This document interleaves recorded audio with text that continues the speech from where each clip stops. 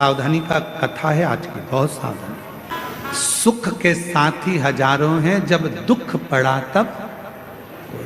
धन के साथी हजारों हैं, जब धन ही नहीं तो। श्री राम बावारी दुनिया मतलब की दुनिया में किसी का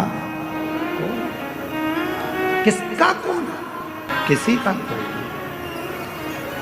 महाराज राजा सुख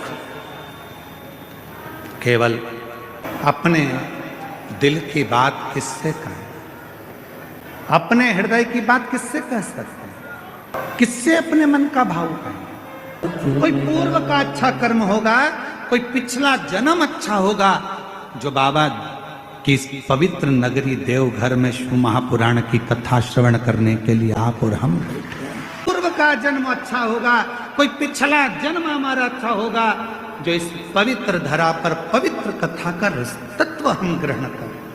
आप और हम सुन रहे। महाराज राजा सुख, आपके पूर्व का जन्म का भान होगा। इस जन्म में तो तुमने कोई बुरा नहीं करा। कई लोग कहते हैं मेरे पास में इतना धन था, मेरे पास ऐसा वैभव था, मेरे पास इतना सामान था, मेरे पास इतनी सत्ता थी, चला गया।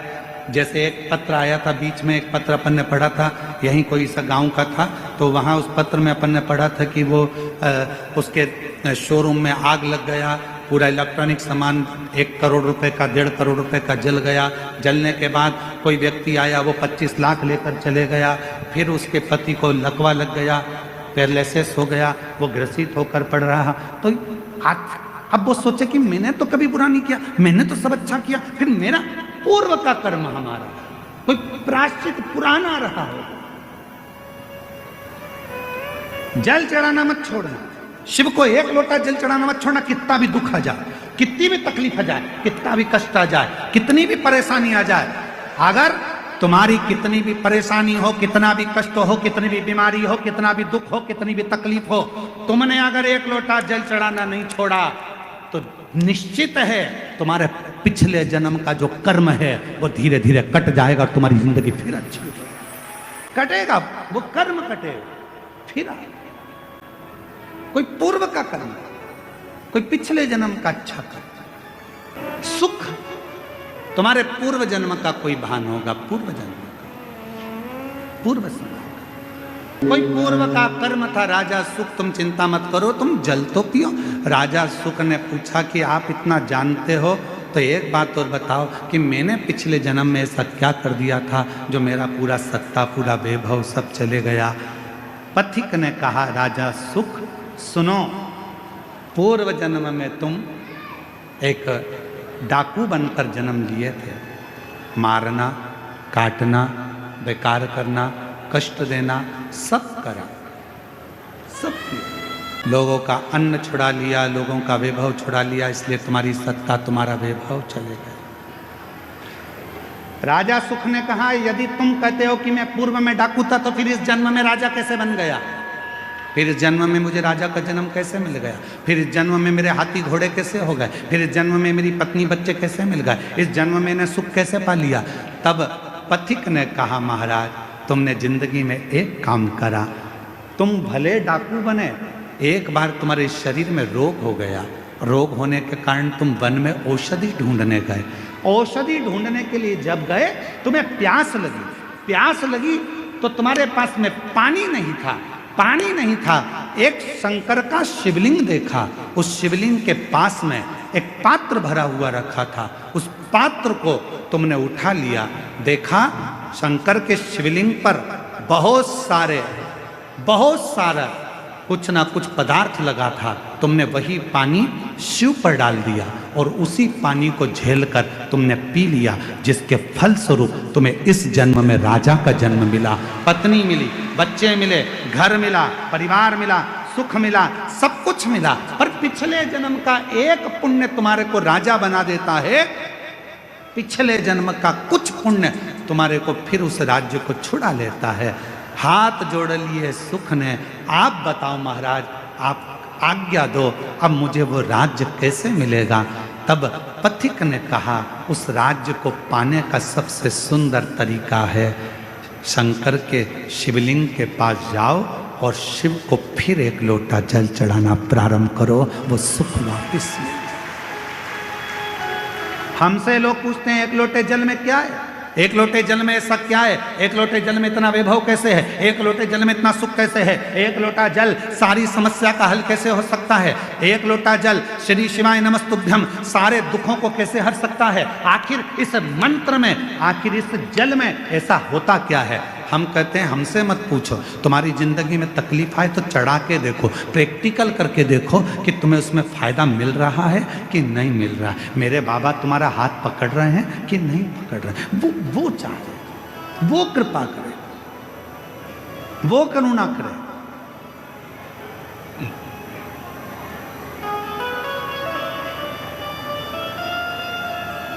जीवन का जो सुख है ऐसे ही नहीं मिला है। कई लोग कहते हैं हम तो भगवान के मंदिर जाते हैं, हम भगवान का भजन करते हैं, हम भगवान का स्मरण करते हैं, उसके बाद भी मेरे शरीर में इतना बड़ा रोग हो गया, इसके बाद भी मुझे तकलीफ आ गई, इसके बाद भी मुझे दुख आ गया, इसके बाद भी मुझे कष्ट आ गया।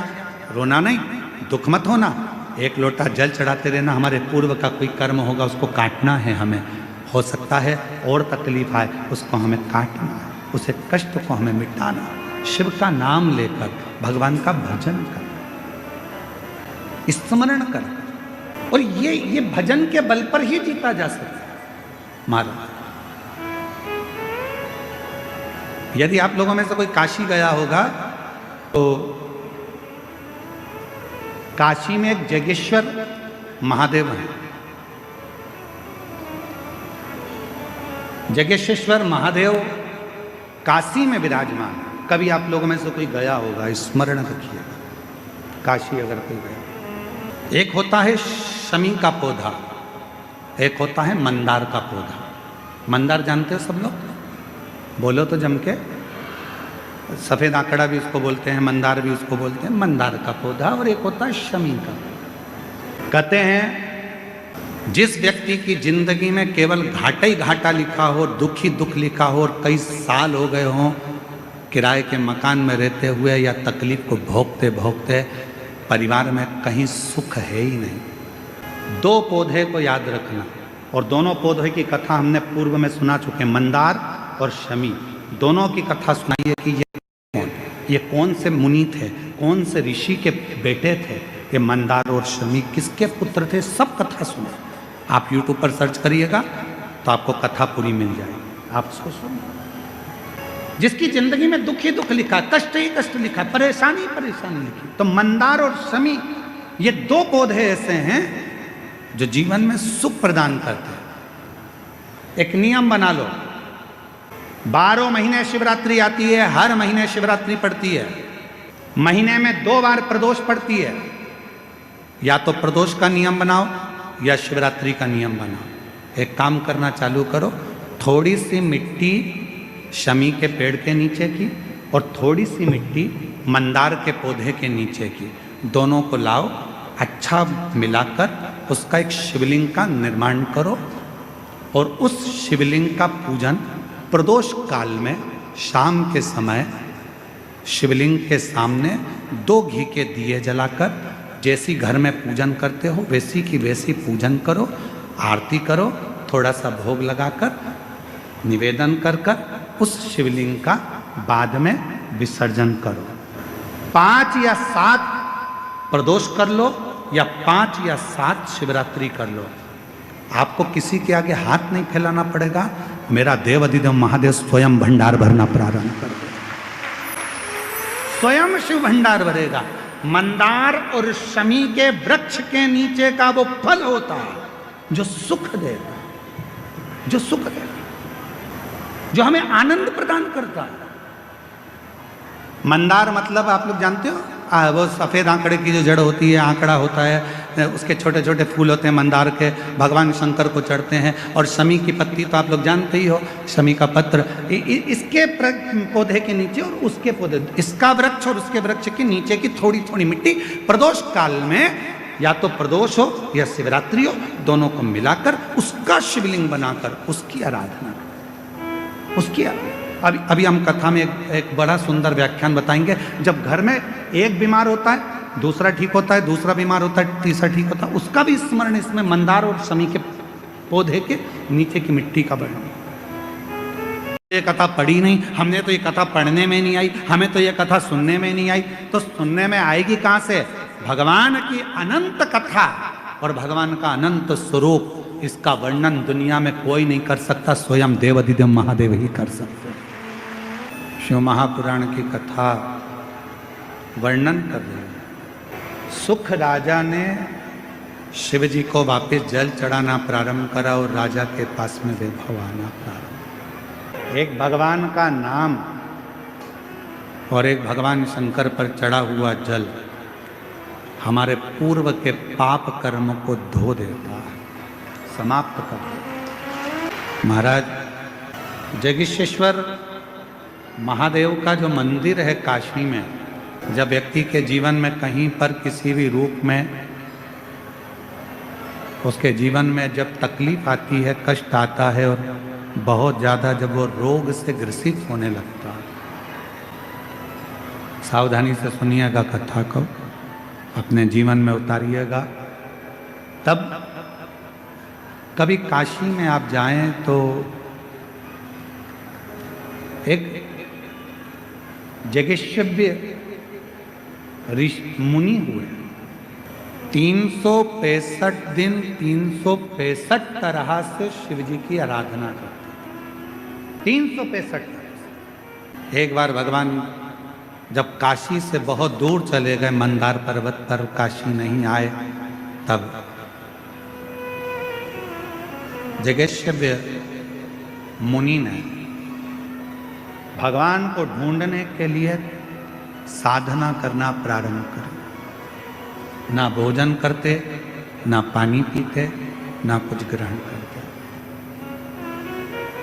कुछ भी ग्रहण नहीं करते। शिव महापुराण की कथा स्कंद पुराण का काशी खंड कहता है। स्कंद पुराण के काशी खंड में वर्णन आता है कि भगवान देवाधिदेव महादेव महाकाल राजा, मेरे शंभु, मेरे त्रिकालदर्शी, मेरे कैलाशी अविनाशी, जब मंदार पर्वत पे से, कैलाश पर्वत पे से जब भगवान शंकर पहली बार काशी में जब प्रवेश करे थे, तब जगेश्वव्य मुनि के पास भगवान शिव मिलने के लिए। क्यों?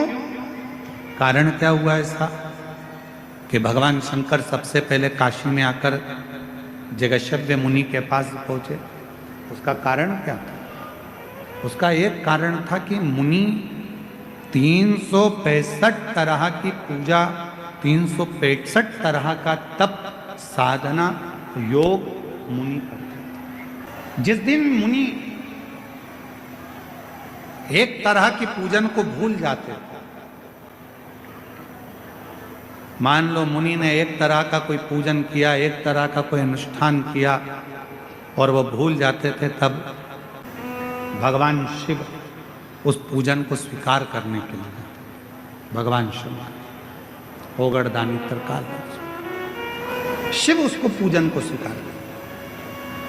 हम आप लोगों से एक निवेदन करें, आपके जीवन में यदि आपको ऐसा लगता है कि हमारे बहुत तप करने पर, भजन करने पर, व्रत करने पर, साधना करने पर, उपास करने पर भी हमें कहीं ना कहीं तकलीफ का सामना करना पड़ रहा है, तो निवेदन है एक चावल का दाना शिव को चढ़ाने का, या एक पुष्प की पंखड़ी, और बन सके आपकी जिंदगी में अगर आप बना सकते हो और कर सकते हो, तो मालूम पड़े अगर एक चावल का दाना नहीं चढ़ा सकते, जल नहीं चढ़ा सकते, तो एक शमी का पत्र भी अगर आप शिव को समर्पित कर रहे हो तो शिव उसको स्वीकार करो।